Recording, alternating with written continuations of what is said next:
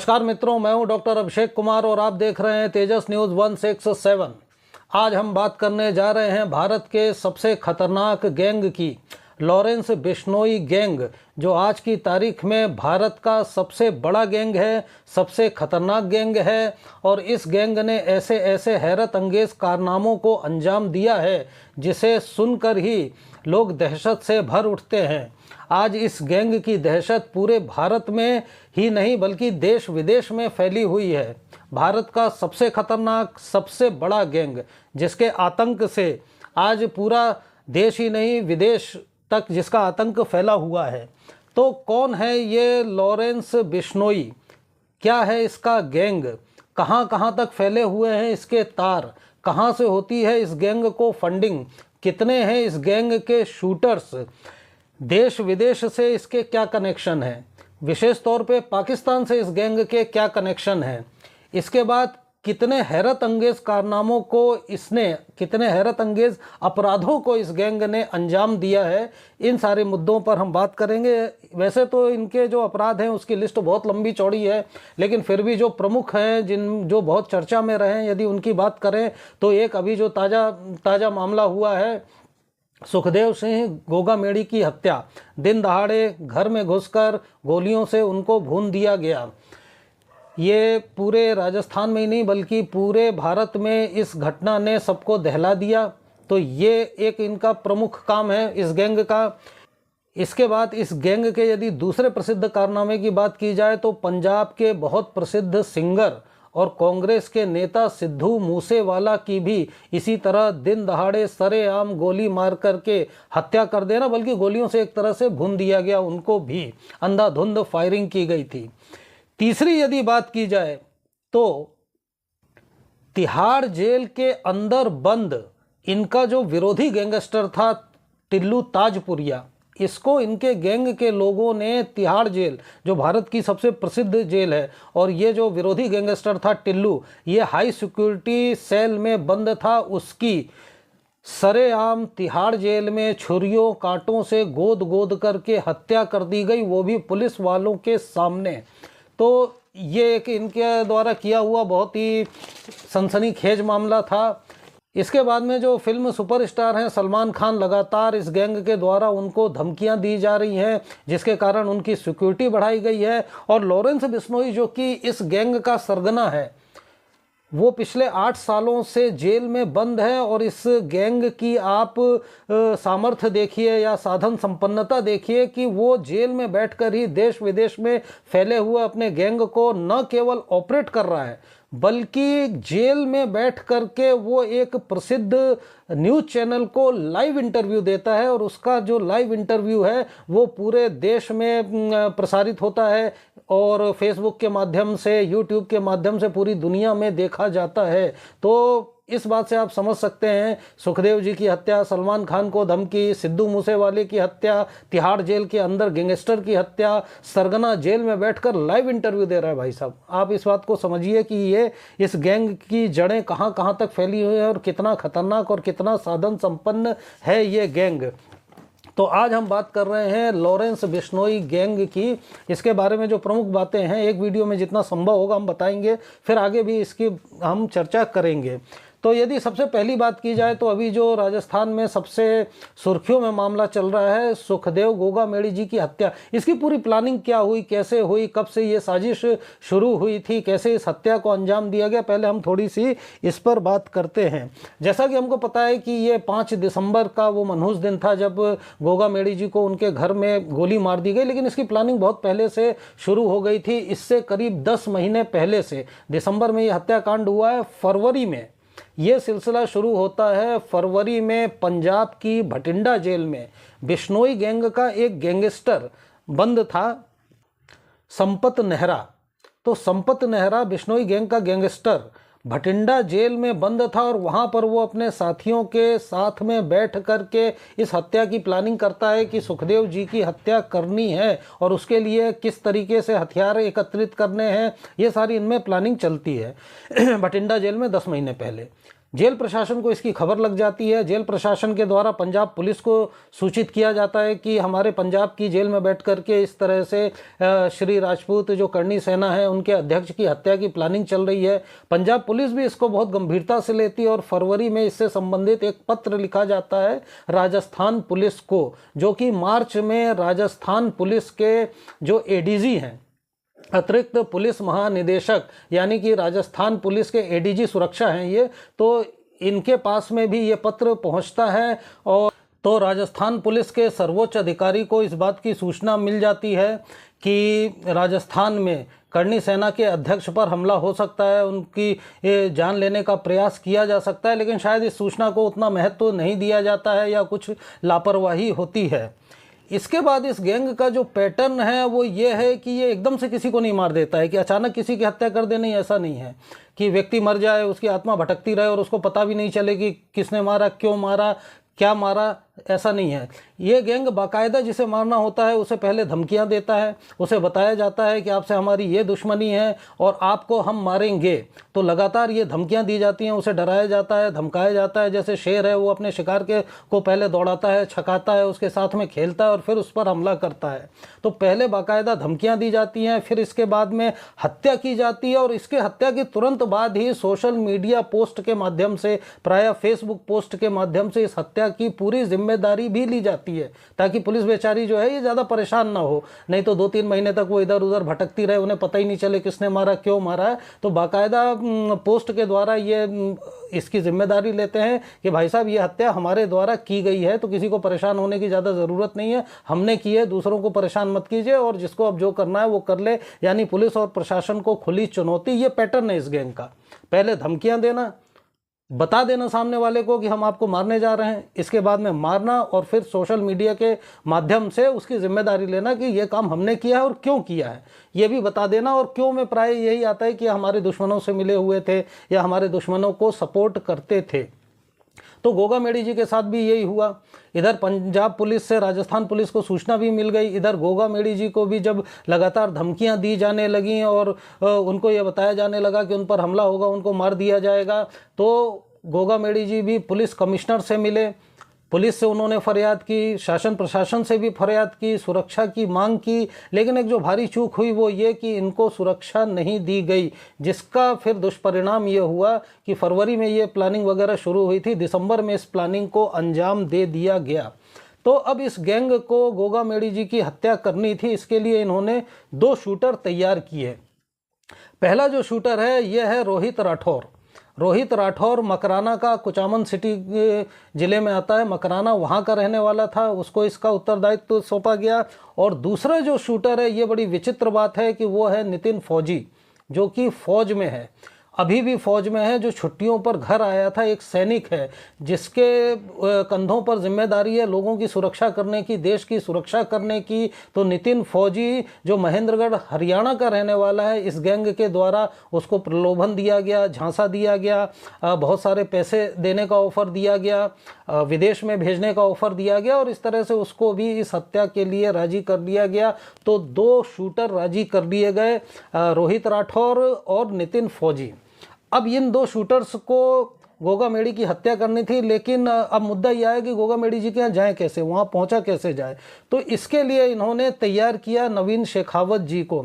नवीन शेखावत जो है, ये भी शेखावत है, राजपूत से, अब तो खैर ये नहीं रहे थे, तो राजपूत समाज से जुड़े हुए थे और करणी सेना से इनका जो सुखदेव जी हैं, इनके यहाँ इनकी जान पहचान थी, आना जाना था, जो भी रहा हो।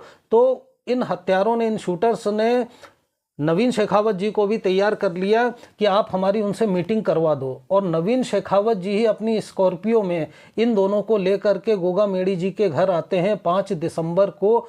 अभी ये स्पष्ट नहीं है कि इस पूरे मामले में नवीन शेखावत की क्या भूमिका थी, उसका भी जांच चल रहा है। लेकिन बाद में चूंकि नवीन शेखावत को भी गोली मार दी थी इन लोगों ने, तो ऐसा माना जाता है कि नवीन शेखावत जो हैं उन्हें इन लोगों के इरादों का पता नहीं था।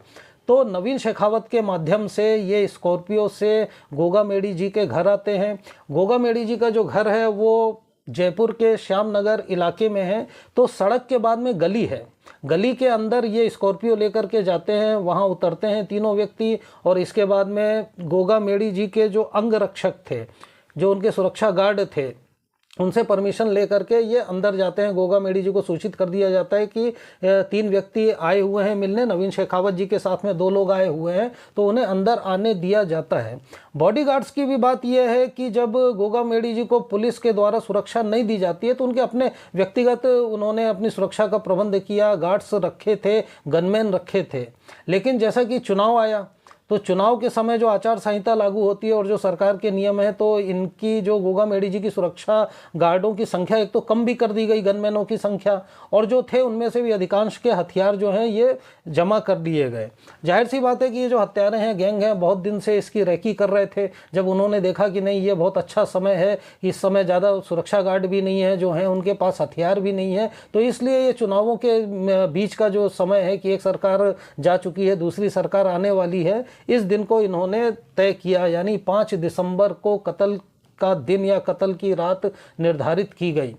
ये तीनों व्यक्ति आराम से गोगा मेडी जी के ड्राइंग रूम में जाते हैं, वहाँ सोफे पर बैठते हैं, आराम से बात करते हैं। 10 मिनट तक इनमें बात होती है और उसके बाद अचानक ये दोनों जो शूटर्स हैं, रोहित राठौर और नितिन फौजी, ये दोनों शूटर उठते हैं और अंधाधुंध गोगा मेडी जी पर गोलियां चलाना शुरू कर देते हैं। तकरीबन 17 राउंड गोलीबारी होती है, और जब ये यहाँ कमरे से भागते हैं तो एक आखिरी गोली और गोगा मेडी जी के सिर पर मार दी जाती है, जिससे उनके बचने की किसी भी तरह की कोई संभावना ही न रहे। हाँ, नवीन शेखावत जी जो थे ये बार बार गोगा मेडी जी को बचाने की कोशिश करते हैं, हत्यारों को, शूटर्स को रोकने की कोशिश करते हैं। इससे ऐसा लगता है कि उन्हें इनके इरादों की बिल्कुल भी भनक नहीं थी। वो तो इनको सामान्य रूप से जो भी इन्होंने बहाना बनाया हो मिलने का, मिलवाने के लिए लाए थे। तो जो शूटर्स हैं वो जाते जाते नवीन शेखावत को भी गोली मार देते हैं और नवीन शेखावत भी अब हमारे बीच में नहीं रहे। इसके बाद जब ये कमरे से निकल करके भागते हैं तो वहाँ पर जो गोगा मेडी जी का गार्ड था अजीत सिंह, वो इनको रोकने की कोशिश करता है, तो उस गार्ड को भी गोली मार दी जाती है।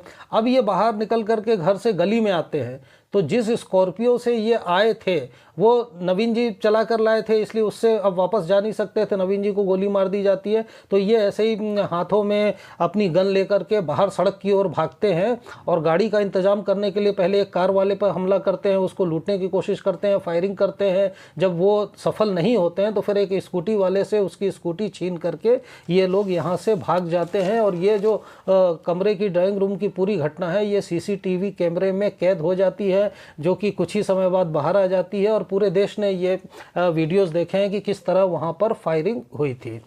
अब इसके बाद में फिर हम जानते हैं कि जैसे ये सूचना जाती है बहुत बड़े पैमाने पर रोष उत्पन्न होता है, आक्रोश उत्पन्न होता है। पूरे जयपुर में, राजस्थान में जगह जगह धरने शुरू होते हैं, प्रदर्शन शुरू होता है। अगला दिन जो है वो 6 दिसंबर का वो पूरा राजस्थान बंद का आह्वान किया जाता है, जो अधिकांशतः सफल भी रहता है।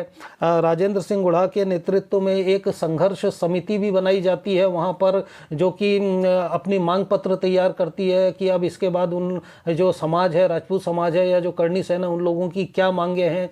तो इसके बाद में फिर रात तक पुलिस में और इन लोगों में समझौता हो जाता है। हड़ताल को या धरना प्रदर्शन जो भी चल रहा था इसको ख़त्म कर दिया जाता है, और उसके बाद अगले दिन 7 दिसंबर को गोगा मेडी जी के पैतृक गांव हनुमानगढ़ में गोगा मेडी है, वहाँ पर गोगा मेडी जी का अंतिम संस्कार हो जाता है। तो ये तो खैर ये पूरी घटना थी जो हम सभी जानते हैं, लगातार आ रही है।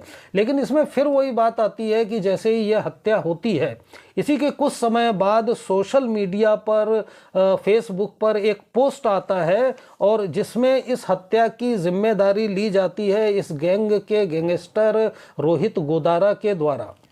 रोहित गोदारा अपने फेसबुक पर एक पोस्ट डालता है और इस हत्या की जिम्मेदारी लेता है कि ये हत्या हमने की है, हमारे गैंग का काम है। और जैसा कि मैंने कहा कि इस गैंग का ये पैटर्न नहीं है, पहले धमकी देना फिर हत्या करना, और बाकायदा उसकी जिम्मेदारी बड़े गर्वपूर्वक सीना ठोक करके लेना, और पूरे पुलिस को, प्रशासन को खुली चुनौती देना कि हमने जो करना था कर दिया है, अब आपसे जो बंद पड़े कर लें आप। और ये जो पोस्ट आती है इसमें धमकी जो दी गई है, इसमें ये कहता है कि मैं रोहित गोदारा कपूरसरी और इसमें ये गोल्डी बरार भाइयों का भी नाम लेता है और बताता है कि जो गोगा मेडी जी हैं ये हमारे दुश्मनों से मिलकर उनका सहयोग करता था और उनको मजबूत करने का काम करता था, इसलिए हम लोगों ने इसकी हत्या की। और इसके साथ में इसमें ये भी लिखता है कि जो भी हमारे दुश्मन हैं वे अपने घर की चौखट पर अपनी अर्थी तैयार रखें, उनसे भी बहुत जल्द मुलाकात होगी। और नीचे हैशटैग में लॉरेंस बिश्नोई ग्रुप ये सब डाला जाता है, तो रोहित गोदारा इसकी जिम्मेदारी लेता है और लॉरेंस बिश्नोई गैंग का इसमें नाम डालता है। तो ये इनका पैटर्न रहता है। और अब आज की यदि तारीख की बात की जाए तो इस केस में एक अच्छी अपडेट ये है कि जो दोनों शूटर्स थे वो चंडीगढ़ से गिरफ्तार कर लिए गए हैं और अब पुलिस ने उनको रिमांड पर ले लिया है। तो अब ये गैंग जो है इसके और भी जो कारनामे हैं वो क्या है और ये गैंग है क्या, इसके सरगना कौन है, ये गैंग कहाँ कहाँ तक फैला हुआ है, कैसे इसको फंडिंग होती है, आइए इस पर बात करते हैं। तो सबसे पहले यदि इसके मुख्य सरगनाओं की बात की जाए तो लॉरेंस बिश्नोई ये इस गैंग का मुख्य सरगना है, जो जिसकी आयु लगभग 30 वर्ष है और पिछले 8 सालों से ये जेल में है। अब मज़े की बात आप ये देखिए कि जेल के अंदर बैठ करके ये व्यक्ति देश विदेश में फैले हुए अपने पूरे गैंग को ऑपरेट कर रहा है और बड़े आराम से ऑपरेट कर रहा है। इसकी ताकत को आप इस बात से समझ सकते हैं कि जेल में बैठकर ही इसने एक प्रतिष्ठित न्यूज़ चैनल को लाइव इंटरव्यू दिया था। इतनी सारी व्यवस्थाएं जेल में हो जाती हैं, मोबाइल मिल जाता है, लाइव इंटरव्यू चला जाता है और उसका पूरा देश विदेश में प्रसारण भी हो जाता है। तो ये लॉरेंस बिश्नोई इसका मुख्य सरगना है। और इसी के साथ में जो इसका प्रमुख सहयोगी है उसका नाम है गोल्डी बराड। गोल्डी बराड जो है ये अपराध करने के बाद भारत से भाग गया था और कनाडा में है। तो कनाडा में रह करके ये इस सारे गैंग की जो है ये गतिविधियां नियंत्रित करता है। इस गैंग के लिए फंडिंग करना है, नए लड़कों की भर्ती करना है, ये सारा काम गोल्डी बराड करता है। और पूरे इस गैंग में यदि बात की जाए तो ये कहा जाता है कि इनके पास में 600 से अधिक शूटर्स हैं और देश विदेश में इनका जो नेटवर्क है वो फैला हुआ है। इस गैंग के यदि प्रसिद्ध कारनामों की बात की जाए तो एक तो जैसे ये था जो प्रसिद्ध अपराध है गोगा मेडी जी की हत्या हुई, इसकी हमने बात कर ली। दूसरा प्रसिद्ध मामला है पंजाब के बहुत प्रसिद्ध सिंगर और कांग्रेस के नेता सिद्धू मूसेवाला की दिन दहाड़े गोलियों से भून करके, गोलियों से छलनी करके उनकी गाड़ी पर अंधाधुंध गोलियां चलाई गई और उनको मार देना। वहाँ भी पैटर्न वही है, पहले बाकायदा धमकियां दी गई, उन्हें बताया गया कि मारा जाएगा, इसके बाद में मारा गया। और मारने के बाद ये घटना जो हुई थी गोलीबारी की, ये मई 2022 की है, मई 2022 में, और 28 वर्ष की मात्र आयु थी मूसेवाला की, कोई बहुत ज़्यादा आयु नहीं थी, बहुत प्रसिद्ध सिंगर थे।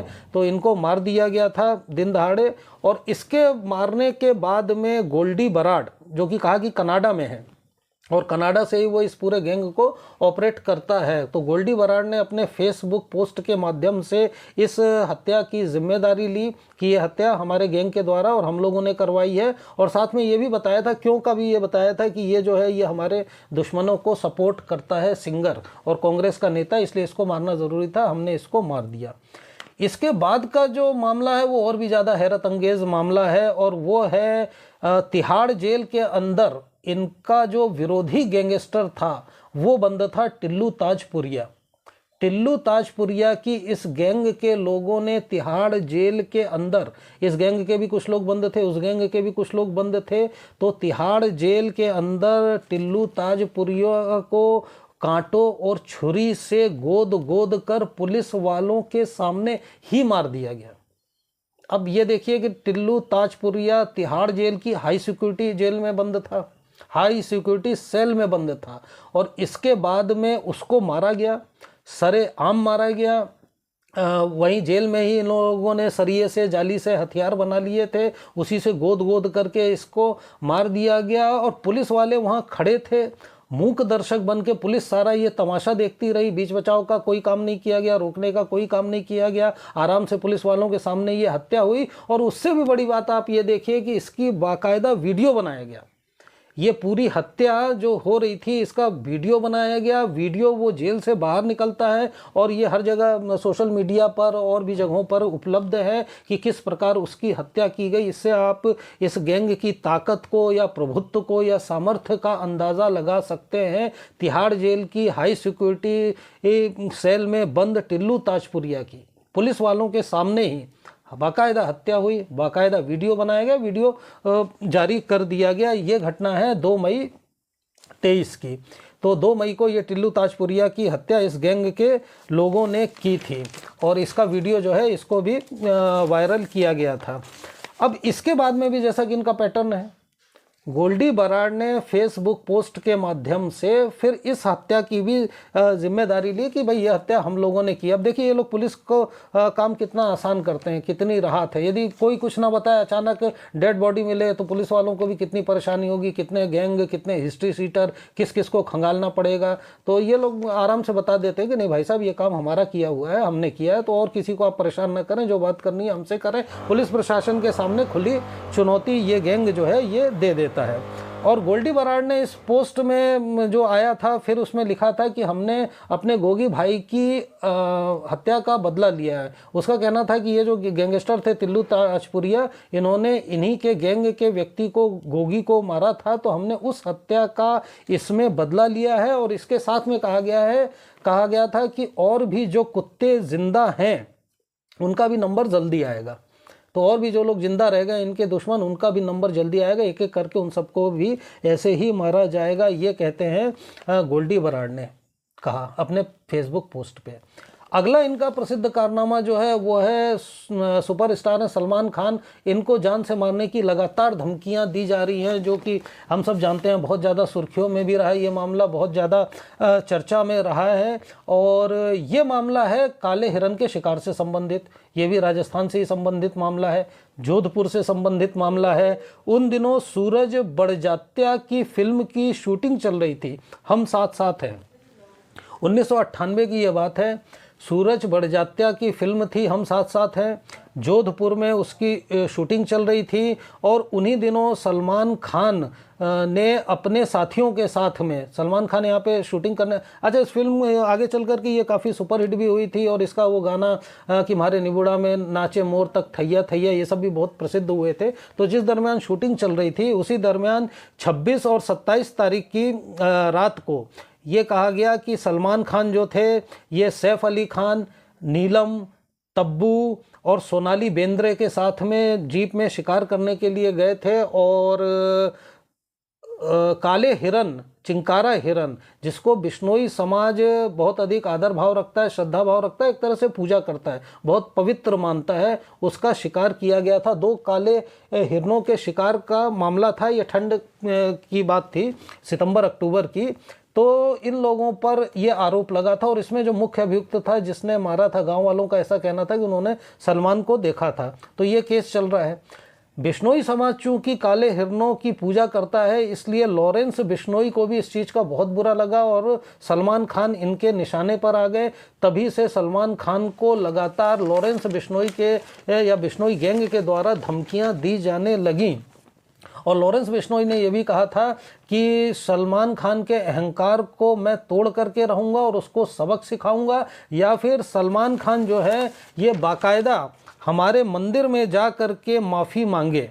तो या तो ये बीकानेर के हमारे मंदिर में जाएं और वहाँ पर जा कर के बाकायदा इसके लिए माफ़ी मांगे, और सलमान खान ने माफ़ी नहीं मांगी तो फिर हम इनको मार देंगे। तो सलमान खान के ऊपर जो ये बार बार धमकियों का मामला चल रहा था, इसको तो सरकार ने खैर काफ़ी गंभीरता से लिया और सलमान खान की सुरक्षा बढ़ा दी गई और Y+ की जो सिक्योरिटी है ये सलमान खान को दे दी गई। तो ये इस गैंग के प्रमुख कारनामे हैं। अब मुद्दा ये है कि ये गैंग इतना ज़्यादा शक्तिशाली, इतना ज़्यादा ताकतवर है कैसे। अब देखिए इसके 2 मुख्य सरगना हैं। एक तो जेल में बैठा हुआ है और बाकायदा वहीं से लाइव इंटरव्यूज़ कर रहा है, बड़ी बढ़िया स्थिति में ही होगा, सारे मोबाइल सारी सुविधाएं हैं। और दूसरा कनाडा में बैठा हुआ है गोल्डी बराड़, और देश विदेश में फैले हुए पूरे नेटवर्क को ऑपरेट किया जा रहा है। 600 से ज़्यादा शूटर्स इनके घूम रहे हैं। तो इस गैंग की अपनी तो जो ताकत है वो है ही है। कनाडा एक तरह से आप इनका हेड ऑफिस मान लीजिए, वहीं से चीज़ें ऑपरेट हो रही हैं। अगर नव भारत टाइम्स की एक रिपोर्ट आई थी, उसकी एक खबर आई थी, उसकी माने तो उन्होंने कहा है कि कनाडा में जो लोग बैठे उनका सीधा संबंध, और भी गैंगस्टर कनाडा में है, उनका सीधा संबंध पाकिस्तान की खुफिया एजेंसी ISI से है। अब ये मामला बहुत ज़्यादा ही खतरनाक हो जाता है। बात अब ये सिर्फ एक गैंग की नहीं रह जाती, पाकिस्तान की खुफिया एजेंसी के ये लोग लगातार संपर्क में हैं, और ये जो AK-47 और इतने अत्याधुनिक घातक हथियार वगैरह हैं, ये सब पाकिस्तान की खुफिया एजेंसी ही इन लोगों को मुहैया कराती है, और भारत में अशांति फैलाना, अराजकता फैलाना, इस तरह के जो चीज़ें हैं उसको और अधिक ये प्रोत्साहित करती है। तो इन लोगों को पाकिस्तान की खुफिया एजेंसी से भी लगातार समर्थन, सहयोग, फंडिंग, पैसा वगैरह भी मिलता होगा जब अत्याधुनिक हथियार मिलते हैं। और इसके बाद में ये भी बताया गया कि खालिस्तान समर्थक जो आतंकवादी हैं उनसे भी इस गैंग के तार जुड़े हुए हैं, यानी जो लोग भारत को तोड़ना चाहते हैं या भारत में अशांति फैलाना चाहते हैं, यहाँ आतंकवाद को बढ़ावा देना चाहते हैं, तो उससे भी इन लोगों के तार जुड़े हुए हैं।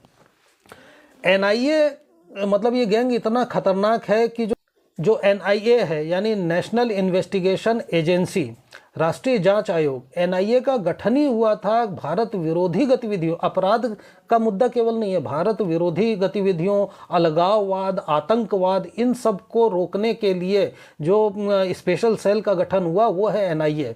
और ये गैंग इतना ज़्यादा खतरनाक है कि इसके बहुत से गैंगस्टर हैं जो INA की हिट लिस्ट में, मोस्ट वांटेड लिस्ट में हैं। तो मुद्दा ये किसी लोकल गैंग का भी नहीं है या पंजाब तक सीमित गैंग का भी नहीं है। ये वो गैंग है जिसका एक सरगना जेल में बैठकर इंटरव्यू दे रहा है, दूसरा कनाडा में है, पाकिस्तान की खुफिया एजेंसी से संबंध बताए जा रहे हैं, खालिस्तानियों से संबंध बताए जा रहे हैं। तो बहुत ज़्यादा संवेदनशील ये मामला है। और जिस तरह ये लोग हत्याओं को अंजाम दे रहे हैं, चाहे वो सुखदेव सिंह जी की हत्या हो, चाहे वो जेल में ताजपुरिया की हत्या हो, या फिर मूसेवाला की हत्या हो, सलमान खान को धमकी देना हो, तो अब आगे ये पुलिस और प्रशासन के लिए और सरकार के लिए ये गैंग बहुत बड़ी चुनौती है। आज के तारीख में भारत का सबसे बड़ा ये गैंग है। अब सरकार इस गैंग से कैसे निपटती है, इसका सफाया कैसे होता है, क्या होता है, ये देखना आगे की बात है।